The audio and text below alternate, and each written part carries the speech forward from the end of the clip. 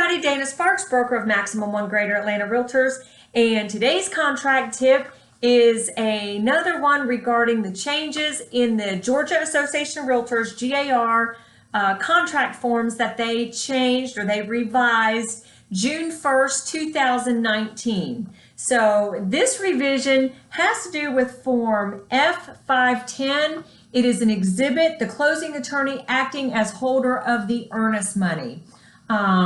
Couple of changes here. One I am curious about, and the second one is a pretty major change. So in this exhibit, and I refer you to a previous video that I have done on this exhibit, there are some issues or potential issues regarding the form of the earnest money. So let me back up just briefly, but again, please go watch that previous video rather than me doing a whole nother video on that. But basically, if the buyer and the seller negotiate to have a closing attorney as the holder of the earnest money, you must go binding with this exhibit, GAR F510, closing attorney acting as holder of the earnest money.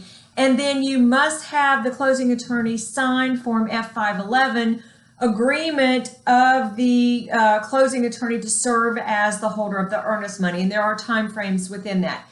The issue that I brought up in the last video was that if this is the case, the form of the earnest money must be a wire, must be transferred to the attorney by wire transfer.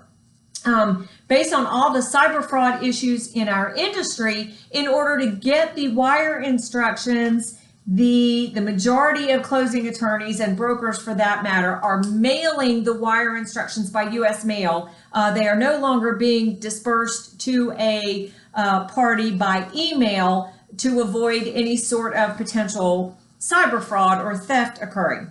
So anyway, there were other issues I discussed in that previous video. So now on to the changes that the Georgia Association of Realtors Forms Committee made with this exhibit that just came out in June 1st of 2019. So the first change they made is they stated that the earnest money must be sent to the closing attorney by wire or ACH. An ACH transfer is also another form of electronically transferring funds from one bank account to another bank account. The issue with this is it still does not say check or certified funds or anything like that. It is still must be electronically managed money by wire or ACH. So you're still going to have to contact the closing attorney to get all that information in order to have the ACH done. The other issue is, and this is, I'm curious as to why GAR put this in this form. The majority of closing attorneys here in Georgia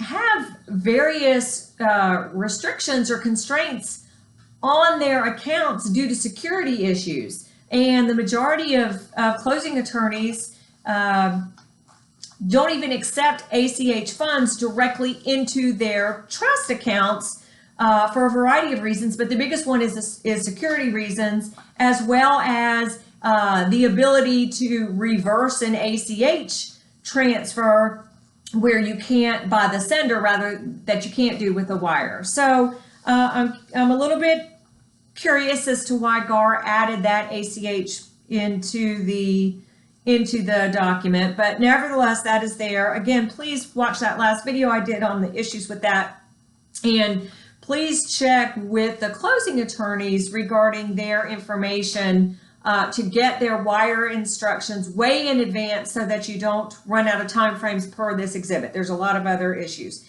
Now, another issue, and this is a really big issue that GAR has changed or added to this exhibit.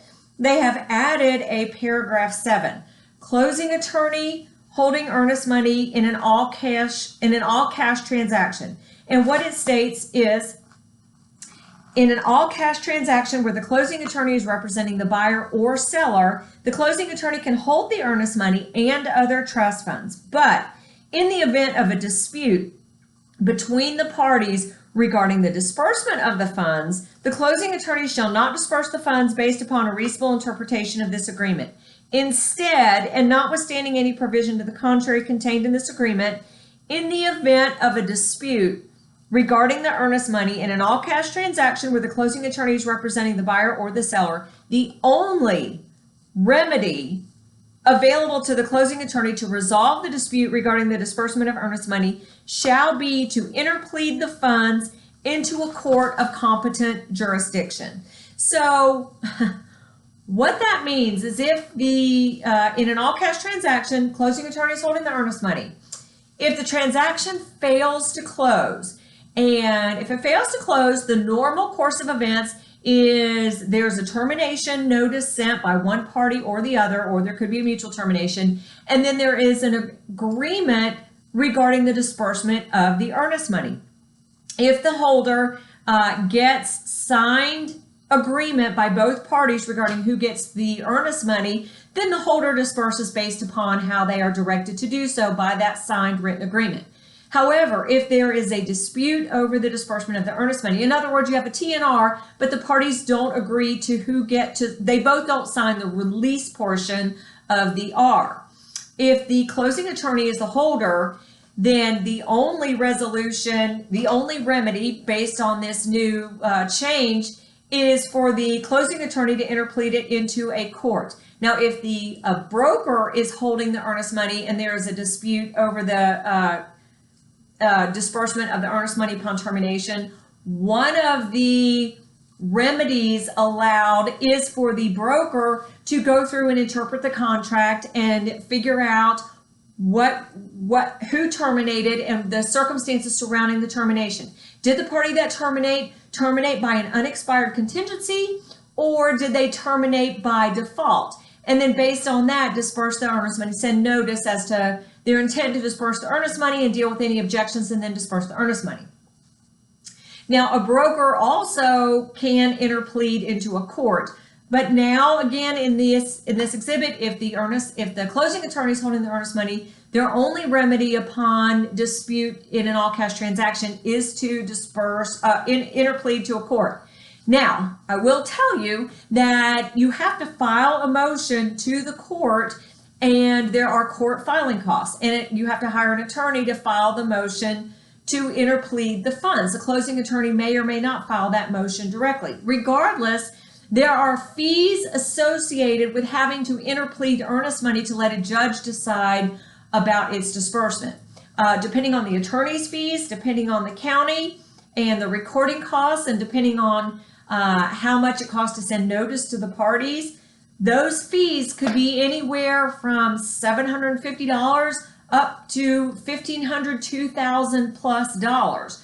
And the holder of the earnest money gets to deduct those fees from the earnest money. So if the earnest money is less than $5,000, if a dispute over its disbursement has to be interplayed into a court, there's going to be nothing left. All of that money is going to end up going to fees to handle the interpleader motion. So major change. Again, there's a lot of other issues in that those two forms, the GAR F510, which is an exhibit to the contract, and the GAR F511, which is the agreement of a closing attorney to act as holder of the earnest money. Please, please, please make sure you read through both of those forms in their entirety. Make sure that the buyer and the seller completely understand what it is that they are agreeing to. If the closing attorney, if they do, for whatever reason, select the closing attorney to hold the earnest money rather than one of the brokers.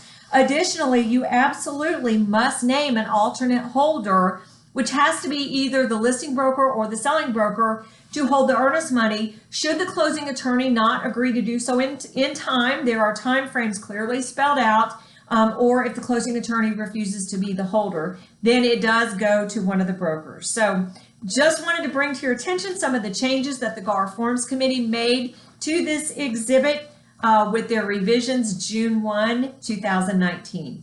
Thank you so much for watching. Dana Sparks, broker of Maximum One Greater Atlanta Realtors, satisfying your needs with service, innovation, and education.